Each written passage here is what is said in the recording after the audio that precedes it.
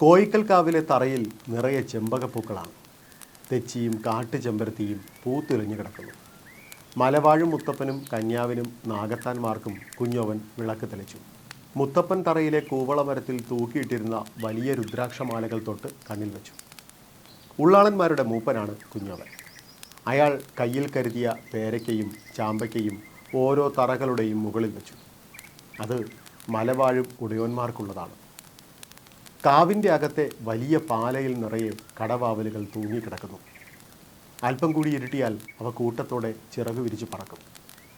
കാവിൻ്റെ മൂലയിലിരുന്ന് പ്ലാത്തി ഒരു താളിയോല കീറി നോക്കി. അയാൾ അത് തൊട്ടടുത്തിരുന്ന കണ്ടന് കൈമാറി. കണ്ടനും അത് സൂക്ഷിച്ചു വായിച്ചു. പ്ലാത്തി കാണിക്കാരുടെ വൈദ്യനും മന്ത്രവാദിയുമാണ്. കുളത്തൂപ്പുഴയിൽ നിന്നും കാട്ടിലൂടെ ദിവസങ്ങൾ നടന്നാണ് അയാൾ കോയിക്കൽക്കാവിലെത്തിയത്. വളരെ ഗൗരവമുള്ള വിഷയം എന്തെങ്കിലും ഉണ്ടെങ്കിലേ പ്ലാത്തി സാധാരണയായി ഊരുവിടാറുള്ളൂ. വന്ന പാടെ അയാൾ കുഞ്ഞോവനെ കണ്ടു. കണ്ടനെ വിളിപ്പിക്കാൻ പറഞ്ഞു. കുഞ്ഞോവൻ അമ്പലമേട്ടിലേക്ക് ആളെ അയച്ച് കണ്ടനെ വരുത്തി. അപ്പോഴും പ്ലാത്തി കാര്യമൊന്നും പറഞ്ഞില്ല. കണ്ടൻ്റെ തൊട്ടടുത്ത് കറുപ്പയ്യ നിൽക്കുന്നുണ്ട്. അയാളിപ്പോൾ കണ്ടൻ്റെ വിശ്വസ്തനാണ്. കുഞ്ഞോവന് കറുപ്പയ്യെ അത്ര ബോധിച്ചിട്ടില്ല. എങ്ങനെയായാലും പെരുമ്പാറ്റ തന്നെയല്ലേ. പ്ലാത്തിയുടെ വരവ് എന്തിനാണെന്ന് ഇനിയും മനസ്സിലായിട്ടുമില്ല. അയാളുടെ ക്ഷമ കെട്ടു. കണ്ട, നിങ്ങളിങ്ങനെ ഓല നോക്കിയിരിക്കാതെ കാര്യം പറ. കണ്ടൻ നെടുവീർപ്പെട്ടു. ചതി പറ്റി കുഞ്ഞോവ, ചതി പറ്റി. പെരുമ്പാറ്റകൾ മധുര പിടിച്ചു. പാണ്ഡിത്തമ്പുരാനെ തുറുങ്കിലാക്കി. പ്ലാത്തി കൊണ്ടുവന്ന സന്ദേശം അതായിരുന്നു. കുളത്തൂപ്പുഴയിലെത്തിയ പാണ്ഡികളാണ് കാര്യമറിയിച്ചത്. അറിഞ്ഞ പാടെ അയാൾ ഇങ്ങോട്ടേക്ക് തിരിച്ചതാണ്. പ്ലാത്തി ഓല ഭദ്രമായി മടിയിൽ വെച്ചു. ചുറ്റും നോക്കിയിട്ട് പതിയെ പറഞ്ഞു. അറിയേണ്ട ഒരു കാര്യം കൂടെയുണ്ട്. പന്തളം മന്നൻ്റെ നേരെ പെരുമ്പാറ്റ വരാനിടയുണ്ട്. കമ്പം, തേനി ചുരം കയറി കുട്ടിക്കാനം വഴി എരുമേലി, അതും പിടിച്ച് നേരെ പന്തളം. കണ്ടൻ ഇടപെട്ടു. പന്തളം പിടിക്കാൻ കുറച്ച് പാടുപെടും. പയറ്റിത്തെളിഞ്ഞ പാണ്ടിപ്പടയാണ് പന്തളത്തുള്ളത്. എന്നാലും ഒരു കാര്യമുണ്ട്. അവിടെ പടയെത്തിയിരുന്നത് മധുരയിൽ നിന്നാണ്. അതിനി നിലയ്ക്കും. നിങ്ങളുടെ മലയരയപ്പട ഇറങ്ങിയാൽ പന്തളത്തെ കാക്കാൻ പറ്റുമോ? പ്ലാത്തി ചോദിച്ചു. കുഞ്ഞോവൻ കൈമലർത്തി. നീ എന്താണ് പറയണത് പ്ലാത്തി? മലയരയന്മാർ പോരാളി വീരന്മാർ തന്നെ. ഉന്നം തെറ്റാതെ അമ്പയ്യാനും അറിയാം. എന്നാലും അത് പോരാ. പെരുമ്പാറ്റ നെറികെട്ട വർഗമാണ്, നേരില്ലാത്ത കൂട്ടം. അത് പറഞ്ഞു കഴിഞ്ഞ് അയാൾ പുച്ഛത്തോടെ കറുപ്പയ്യെ നോക്കി. കറുപ്പയ്യ കുറ്റബോധത്തോടെ തലകുനിച്ചു. കണ്ടന് കാര്യം മനസ്സിലായി. കുഞ്ഞോവാ, അവനെ വെറുതെ വിട്. പോയ 3-4 കൊല്ലമായി നമ്മളെ കൂടെ തന്നെയല്ലേ അവനും. പോയതൊക്കെ പോട്ടെ, ഞാൻ പറയണത് കേള്. കോന്നിയൂരും മലയാലപ്പുഴയും കക്കാടും പിടിച്ചാൽ പന്തളത്തിൻ്റെ പകുതി തീർന്നു. പുത്തൂരും വഴുക്കാപ്പാറയും എളുപ്പം കിട്ടില്ല. പിന്നെ ഉള്ളത് കടപ്ര, ചൊക്കണം, ഇടമറുക്, ഇലത്തൂർ മങ്ങൽ. ഇതും കൂടി വീണാൽ പന്തളം തമ്പുരാനെ അവർ തോപ്പിക്കും. തൽക്കാലം അങ്ങനൊന്നും വരില്ല എന്ന് കരുതാം. വിനാശം ഒഴിഞ്ഞു പോണില്ലല്ലോ. പുലിയടയാളം കാണുന്നിടം മുടിയുന്ന കാലം. പ്ലാത്തിക്ക് സങ്കടം സഹിക്കാൻ വയ്യാതായി. ഇവൻ്റെ ചെറുക്കമൊന്ന് വലുതാവട്ടെ, എല്ലാം അവൻ നോക്കിക്കോളും. കുഞ്ഞോവൻ വലിയ ആത്മവിശ്വാസത്തിലായിരുന്നു. പക്ഷേ കണ്ടനത് അംഗീകരിച്ചില്ല. അവൻ കുഞ്ഞു പൈതലല്ലേ. കോർമ്മം കാരണവർ പറഞ്ഞതും കേട്ടിരുന്നാൽ മതിയാ. നമ്മളെന്തെങ്കിലുമൊക്കെ ചെയ്യണ്ടേ? വേണം, ചെയ്യണം. കണ്ട, എൻ്റെ മനസ്സിലൊന്ന് തോന്നണം.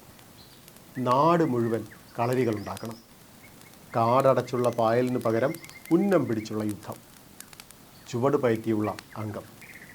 നാട്ടിലുള്ള വലുതും ചെറുതും പെണ്ണും ചെറുക്കനും എഴുന്നേറ്റ് നടക്കാനാവതുള്ള സകലരും പയറ്റിനിറങ്ങണം. ആയുധം ഒന്നെങ്കിലും പയറ്റാൻ എല്ലാവരും അറിഞ്ഞിരിക്കണം. ഓരോ നാട്ടിലും ഓരോ കളരി. അവിടങ്ങളിൽ പയറ്റിത്തെളിഞ്ഞ ആശാന്മാർ. പെരുമ്പാറ്റയോട് മുട്ടുമ്പോൾ നമ്മളും പയറ്ററിഞ്ഞിരിക്കണം, അടവറിഞ്ഞിരിക്കണം.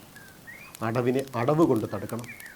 തുളുനാടനും കടത്തനാടനും പൂഴിക്കടകനും പഠിപ്പിക്കണം. നമ്മുടെ കൂട്ടത്തിലുള്ളവരെ പഠിപ്പിക്കണം. ദൂരദേശത്തു നിന്നും ആളെ കൊണ്ടുവന്ന് പഠിപ്പിക്കണം.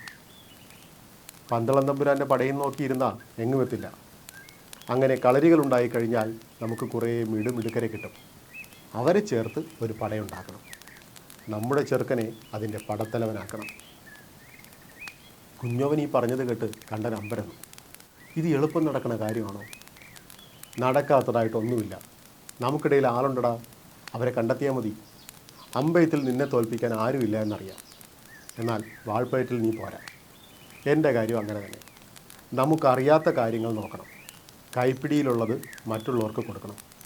അങ്ങനെ വന്നാൽ പെരുമ്പാറ്റ തകരും. അവൻ്റെ വക്രിപ്പുലിയെ നമ്മൾ കത്തിക്കും.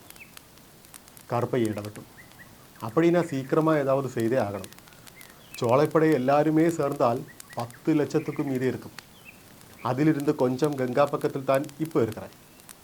அவங்களை முடிக்கிறதுக்கு நம்ம படை இன்னுം பெருசாകണം. കുഞ്ഞോവൻ അത് സമ്മതിച്ചു. അവരുടെ കൂട്ടത്തിൽ ഒരുത്തൻ ഇവിടെ എത്തിയതിനാൽ ഇങ്ങനെ ചില ഗുണമുണ്ടല്ലോ എന്നയാൾ ഓർത്തു. കണ്ടൻ എന്തെന്നില്ലാത്തൊരു ആവേശം തോന്നി. എന്നാൽ കാര്യങ്ങൾ പെട്ടെന്ന് തുടങ്ങണം. വേണം. അടുത്ത ഞായറാഴ്ച, അതായത് പൈങ്കുനി മാസത്തിലെ ഉത്രം, മണികണ്ഠൻ്റെ പിറന്നാൾ. അന്ന് നമ്മൾ ആലുവ മണപ്പുറത്ത് കളരി തുടങ്ങണം.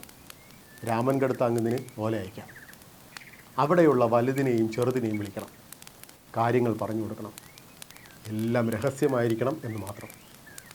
ഒരു കൊല്ലം കഴിയുമ്പോൾ പെരുമ്പടപ്പ് മുതൽ വേണാട് വരെ കളരികളുണ്ടാവണം. അവിടങ്ങളിലൊക്കെ പയറ്റിത്തെളിഞ്ഞ വീരന്മാരുണ്ടാവണം. മണികണ്ഠന് 10 വയസ്സ് തികയുമ്പോൾ അവനെ കളരിയിൽ ചേർക്കണം. അവൻ കണ്ടൻ്റെയും കറുത്തമ്മയുടെയും മാത്രം മകനല്ല, ഈ നാടിനെ കാക്കേണ്ടവനാണ്. അവനെ എല്ലാം പഠിപ്പിക്കണം. 18 മലകൾക്കും ഉടയോനാക്കണം.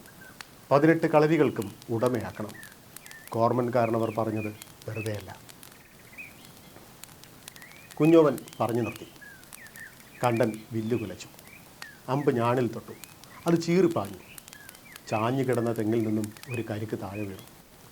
നിമിഷ നേരം കൊണ്ടാണ് എല്ലാം സംഭവിച്ചത്. കുഞ്ഞോവൻ കൈയടിച്ചു. മിടുക്കൻ. എല്ലാം ഒന്ന് പൊടി തട്ടിയെടുക്ക്. തുരത്തി വിടുകയാണ് വേണ്ടത്. ഗതി കെട്ടാൽ മാത്രം തുളച്ച് കയറ്റണം. കണ്ടൻ സമ്മതഭാവത്തിൽ തലയാട്ടി. പ്ലാത്തിക്കും സന്തോഷമായി.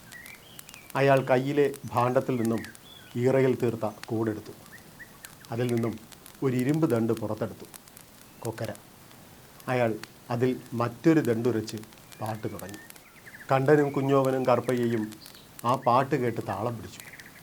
കോയിക്കൽക്കാവിൽ ഇങ്ങനെ പാട്ടൊക്കെ പൊടി പൊടിക്കുമ്പോൾ കുറച്ചകലെയുള്ള ഒരു പാറക്കൂട്ടത്തിന് മുകളിലിരുന്ന് 2 ചാരക്കണ്ണുകൾ അവരെ സൂക്ഷിച്ചു നോക്കുന്നുണ്ടായിരുന്നു. കുഞ്ഞോവനും കണ്ടനും പ്ലാത്തിയും കറുപ്പയ്യയും അയാളെ കണ്ടില്ല. മലയിലും മരത്തിലും മാനത്തും കുടികൊള്ളുന്ന ആദിമുത്തപ്പൻ മാത്രം കണ്ടു.